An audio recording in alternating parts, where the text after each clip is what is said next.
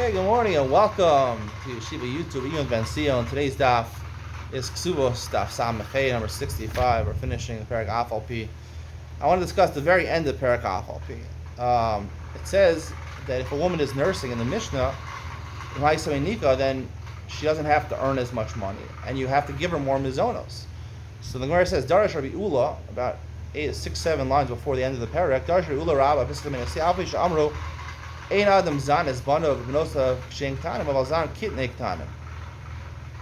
Even though he doesn't have to nourish his children when they're younger than bar mitzvah or bat mitzvah, Kitnek Tanim, when they're very small, he has to feed them. Ad Kama Ad Bein Sheish, until 6 years old. And the Gemara deduces proof to this from our Mishnah.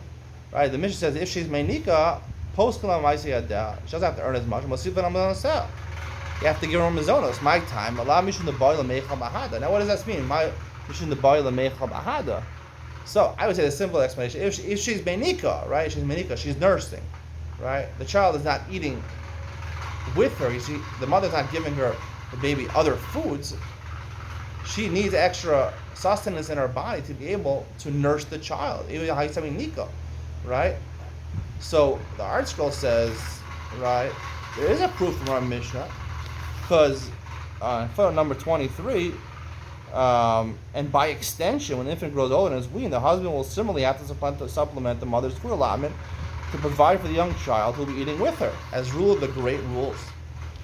The Rashba asks in the footnote that if indeed this is the reason for the Mishnah's ruling, why does the Mishnah explicitly state the obligation of increasing the wife's food supply only in the case of a nursing mother? That was my point, nursing mother. When the same applies immediately after the mother has stopped nursing the child, presumably at the age of 2. Right? Normally the child is weaned at the age of 2 until he is 6 years old. So the Rashba gives an answer. The Mishnah mentions the nursing woman in particular is the other ruling that we decrease her earnings requirement pertains only while she is preoccupied with nursing. So the Rashba splits it. He says, you're right. If she's Meinika, so he has to feed her extra food and she doesn't have to work as much. The reason it says Meinika is because when she's nursing, then both halachas apply. She doesn't have to earn as much. Once she stops nursing, she has to earn as much as she used to earn, but she still gets nourishment from the husband. The husband still has to feed the child, even after she weaned the child until the age of 6 years old. I like what the Rashba is saying, but I want to say no. The Rashba's question is better than the answer. Yes, the Gemara is saying that when is it normal to nurse a child, right? There are women that nurse children past the age of 2. The normal women can wean will nurse them until the age of 2 years old. But some of them, that's what the Gemara is saying. Kitnek Tanim, that the husband only pays if she's nursing the child. The Mishnah says that she's nursing the child until the age of 6 years old. If she's nursing at the age of 6 years old, I mean, chaval, that's not what you're supposed to be doing. The child is a little older. He's not supposed to be familiar with that part of his mother at that point. So until 6 years old, it's normal it's okay that she's nursing, and because she's nursing, so then she gets more mizonos. Because she's hungrier, she doesn't have more mizonos, more food. A lot of her nourishment goes into nursing the baby. But if she's not nursing anymore, then she wouldn't get extra mizonos for her child. She'd get mizonos for herself, but not for her child. So, meaning, I'm saying like this, because if we're assuming that the father does not have to nourish his children, right? Now, logically, I would say he doesn't have to nourish his children. Until the child is around 18 years old, he can't work for himself. I mean, it's considered underage. He's not capable of working for himself. So if the father has an obligation to nourish his children, kitnei time, but they can't take care of themselves, I would extend that. Logically, I would say that applies also until bar mitzvah, and probably even until 18 years old. But the Gemara clearly said before, he does not have an obligation to feed them, which is strange because he gave birth to them. There's no one, they can't work themselves. Who's going to take care of them? The answer is, who's going to take care of them? The mother. Even though, like I said, a husband has to take care of his wife, he has to provide his own for his wife. What does the woman have to do in a marriage? Is she obligated to anything? I mentioned previously that a marriage is 100 to 0. The man has all the obligations in the marriage.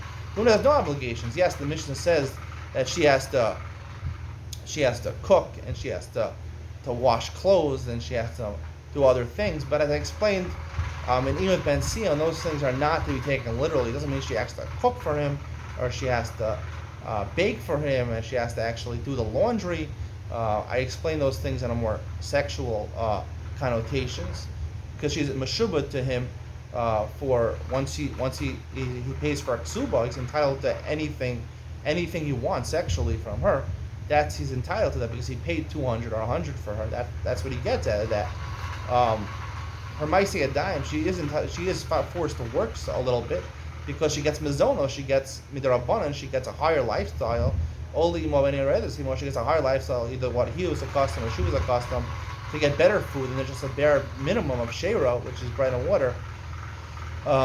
So she gets mizono. She's entitled to mizonos as part of the ksuba, and she gives Maisi Adayim in place of that. The only thing the woman has to do, I can attest as a father, the hardest thing for me to do, I can do all the things that a woman can do. I can do the laundry, I can clean, I can cook, I can do all these things. I've learned to do all these things. The hardest thing for me is to take care of the children. It doesn't say anything about taking care of the children.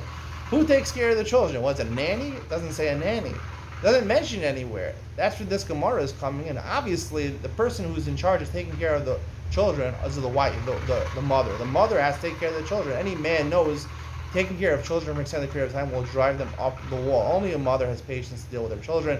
And because she's taking care of children, she is the one obligated, the husband's not obligated to feed them, she's obligated to feed them. Now, right, where she can get the money to feed them, if her earnings go to her husband from his owners. So that's the thing, right? If she works a little extra, right, single moms, they're divorced, they have to work a little extra, right?